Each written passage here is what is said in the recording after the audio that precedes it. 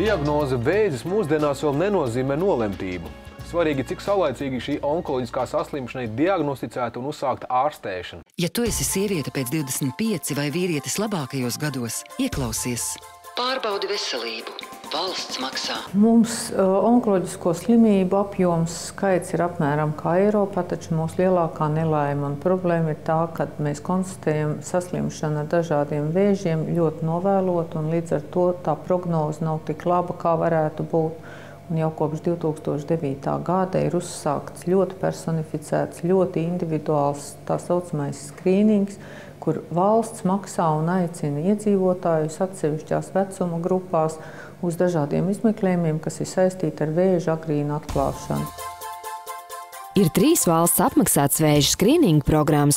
Uzaicinājuma vēstules tiek izsūtīts uz 2 – krūtsvēža profilaktisko pārbaudi sievietēm vecumā no 50 līdz 69 gadiem un dzemdes kakla vēža profilaktisko pārbaudi sievietēm vecumā no 25 līdz 70 gadiem.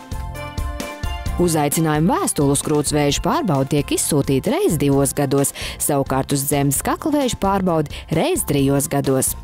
Ja vēstule ir nozaudēta vai nav saņemta, ir jāvēršas pie sava ģimenes ārsta vai jāsazinās ar Nacionālo veselības dienestu. Ginekologa pakalpojumi pieejami visās pilsētās, un šos izstrības arī var paņemt atsevišķās ģimenes ārsta praksēs. Savukārt mamogrāfijas pakalpojumi ir pieejami atsevišķās pilsētās, un vēl mums ir izbraukuma mamogrāfs, 2 autobusi, un kuru saraksts ir pieejams mājaslapā. Saņem uzaicinājumu vēstuli deklarētajā dzīvesvietā. Pierakstoties informē par saņemto vēstuli, bet dodoties uz ārstniecības iestādi, uzrādi.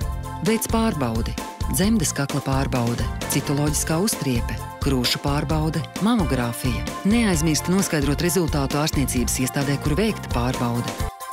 Izmeklējums ir nesāpīgs, krūts dziedzeres audzējošs.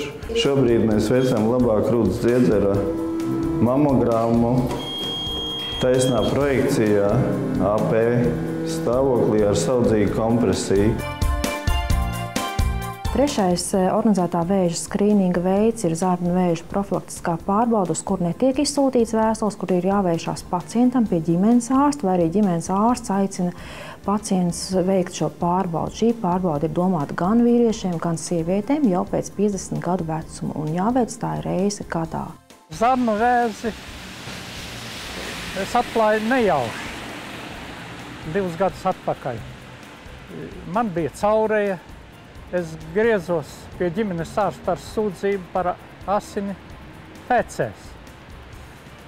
Izrādījās, ka vēzis jau ir 3. stadijā. Gāju uz onkoloģisko centru, uz izmeklēšanu, tur apstaroja, operēja.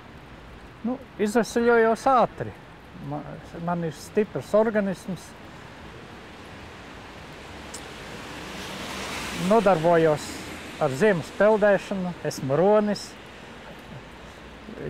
Nodarbojos jau 34 gadus. Piedalījos arī sacensībās, piemēram, Somijā. Bišķīt jau mainījās, tā jau nav, kad viss 100%, bet tas jau pašam jāpierod un pašam jāskatās uz to. Un tā ir liela kļūda, ja mēs domājam, ka mēs esam jauni, veseli, mums nekas nekait, ka tas uz mums neatiecās. Diemžēl katru gadu ir ģimenes, kur jaunas sievietes saslimst ar vēzi un bērni paliek bez mamām. Mēs tāpēc aicinām arī vīrus, draugus, sakiet savām draudzenēm, savām sievām, savām mamām. Ejiet uz pārbaudēm, ja tā iespēja tāda jums ir dota. Katrs, kas aizies uz pārbaudi, iespējams, ka izglābs savu dzīvību. Un ja mēs paņemsim katrs vēl vienu līdzi, tad šis procents nebūs katrs 3., bet 2/3. Mēs būsim kā Eiropā. Pārbaudi veselību.